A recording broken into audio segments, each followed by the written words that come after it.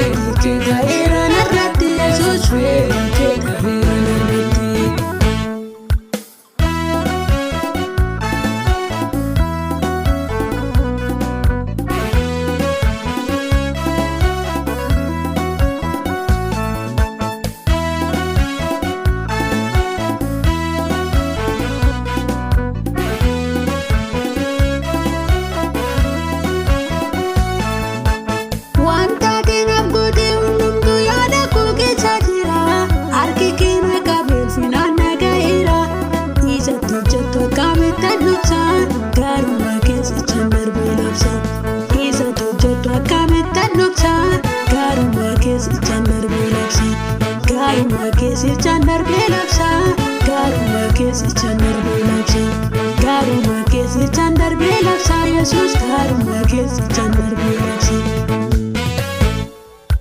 Akkamittiin dhuftee gara koo an hojjedheen qabu gaarii tokko gooftaa koo hunduu tola keeti reedike ta'eera narratti.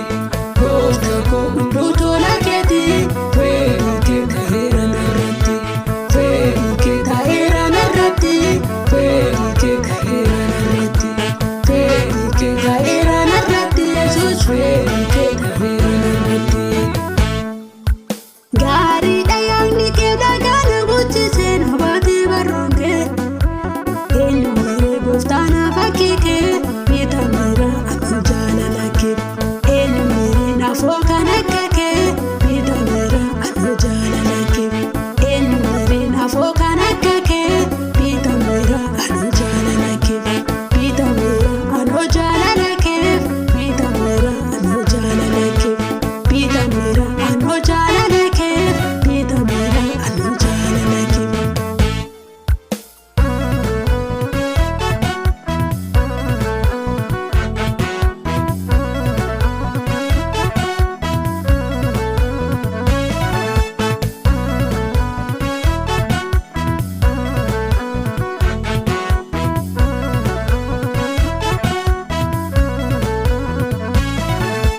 Haalota lafoo na sanaan nu balaalee haaloo kanaan seenaa asii bachi laalee haala bakkaan hin danda'u oomichi kee gurra kottaa isaati dhufee sagaleen kee na dibdeertaa dibaata jabaasu itti buufaa kan goosichi barsu na dibdeertaa dibaata.